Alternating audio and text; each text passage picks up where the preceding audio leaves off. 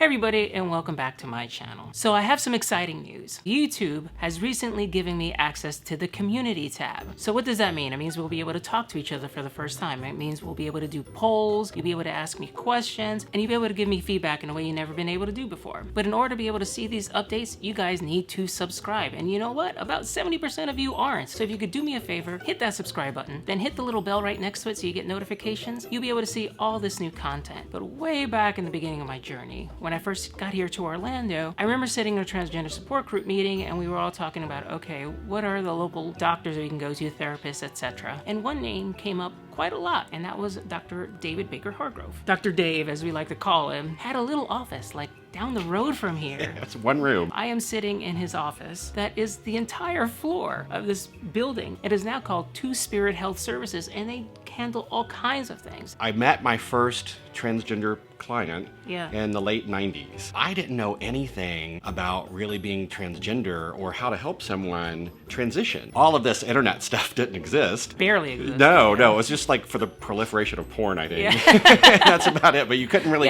you couldn't find all this content. Thank God we cleaned all that up. Yeah, we literally made it up as we went along. But we did it. You know, transitioning is so much more than just, providing introductory therapy. My husband and I, we opened Two Spirit Health Services, and we're a comprehensive LGBT health center. So we have a medical clinic, and then we also have aesthetic services too. So we do hair removal, skin treatments, and also fillers. We can help especially trans women get a more feminine appearance through non-surgical methods. We do women's wellness services. We do a lot of PrEP and HIV prevention. Also, HIV and Hep C treatment. My husband and I are dads. We have a 4-year-old, so we're very into LGBT parents. If your family doesn't look typical, right, you may not feel comfortable going to a traditional, pediatric clinic because you don't know how you will be received. This is your one-stop shop for a whole lot of services. That's our goal. What is it to be transgender? I think the short answer is that if you don't feel like you conform to mainstream society's concept of the gender constructs, what it means to be typically male or typically female, then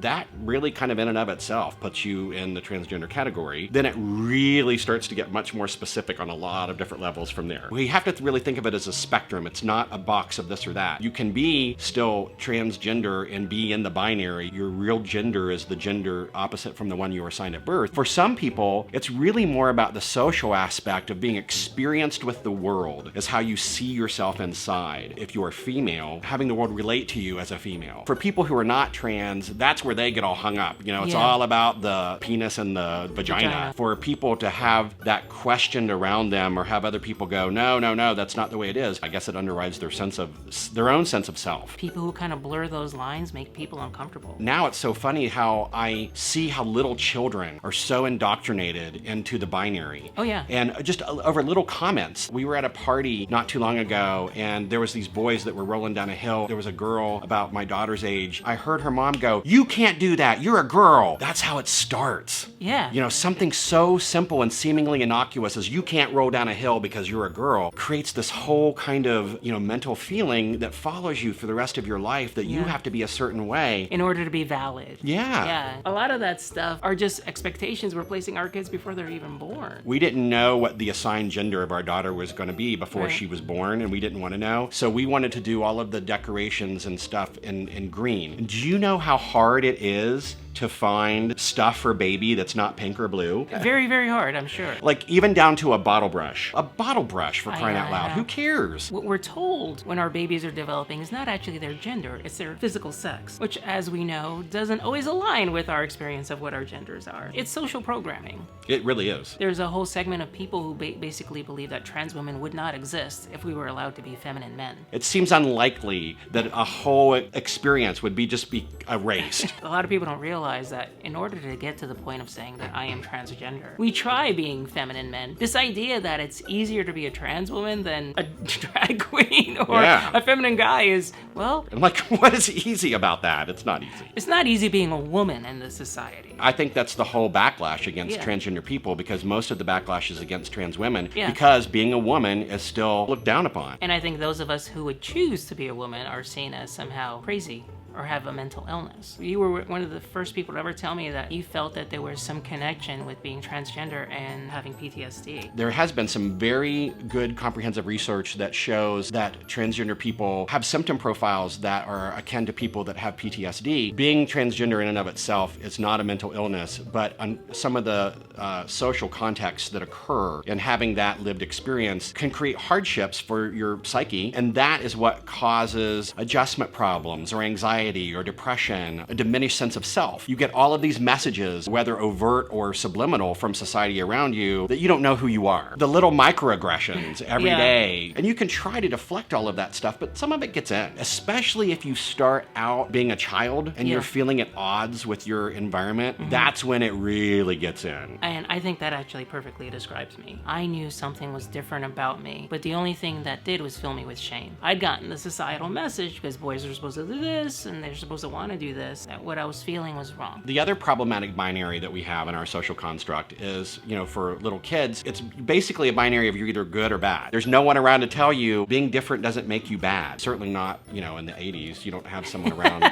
you know, to tell you that stuff. No, we had Duran Duran. And we had Madonna, but we didn't have Laverne Cox. Yeah, we didn't have Janet Mock. This idea that you can be transgender without having dysphoria. Do you think that is possible? I do think it is possible because I think that everyone is in a different place regarding their relationship to their bodies, their relationship to their inner sense of self. It's very, very individual, and it can depend on so many things. You know, I remember one time I had a client come in and she was extremely distressed. She was talking to someone on the internet who was trans, and this other person said, if you don't hate your genitals and want to cut your testicles off, then you're not really trans. And so she was all upset because she came to me and she goes, what if I'm not really trans? You can't have someone really tell you that your experience of who you are is right or wrong. We're telling people how they're supposed to be, and unfortunately we do that to each other. We do. We gatekeep. In a world where you don't necessarily have to have dysphoria to be transgender, how do you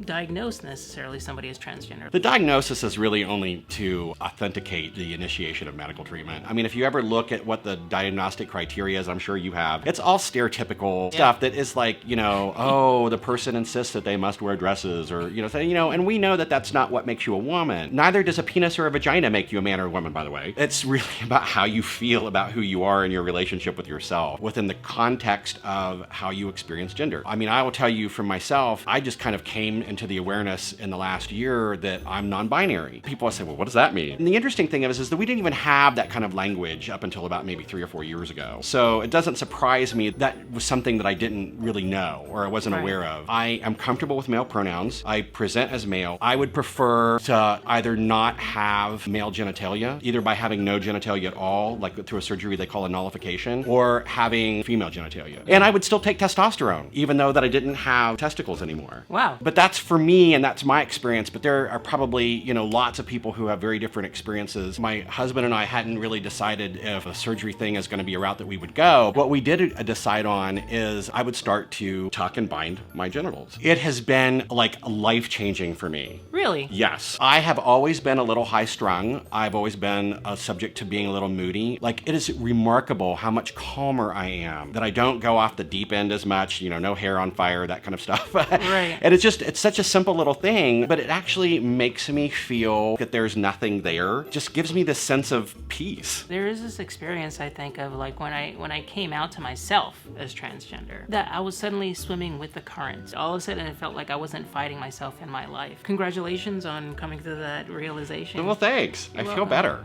Yeah. And you know, I have to be honest with you, the thing that gives me the most pause, that I'm gonna have to learn how to pee differently. And I've read a lot of like blogs about that and about, you know, and it kind of scares me a little bit. It does change. Yeah, but it's hard at first, right? It's not hard, it's just messy. What you're talking about, though, is this incredible blur between what it means to be cisgender and transgender. Then. Certainly, I know a lot of people in the LGBTQ community who feel that they're not basically gender conforming by being a lesbian or, let's say, dressing more masculine and that kind of thing. I'm not exactly sure they would consider themselves transgender, though. Yeah, I think that that's very possible. Again, it goes back to, individually defining your lived experience, because I don't really think of myself as being trans. I am comfortable in the gender that I was assigned, but I'm non-binary because I would feel more comfortable in my body if it looked a little differently. I think that that can be true for a lot of people. When we do research on characteristics of human beings in psychology, we find that most characteristics fall on a bell curve. Most people do not fall on the severe ends of an experience. If you measure intelligence, for example, most people are average. But two things in psychological research that we've never put on the bell curve is sexual orientation and gender identity. And so I actually think that probably if we had, more relaxed social constructs, I think that most people would be non-binary bisexuals, because that would be somewhere in the middle. Non-binary bisexual? Yes, or pansexual. You think most people would be that? I think if it follows along the bell curve, it'd be about 68% of the population.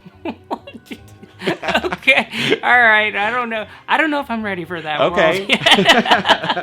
That's something I've never heard before. Let's face it, the cisgender population barely understands binary transgender people. We're facing right now some heavy-duty discrimination from the government, and they're trying to stick us back in those binary boxes. Yes. And I think a lot of times, a lot of these things are challenging this transgender community. Well, that's a good place to end on.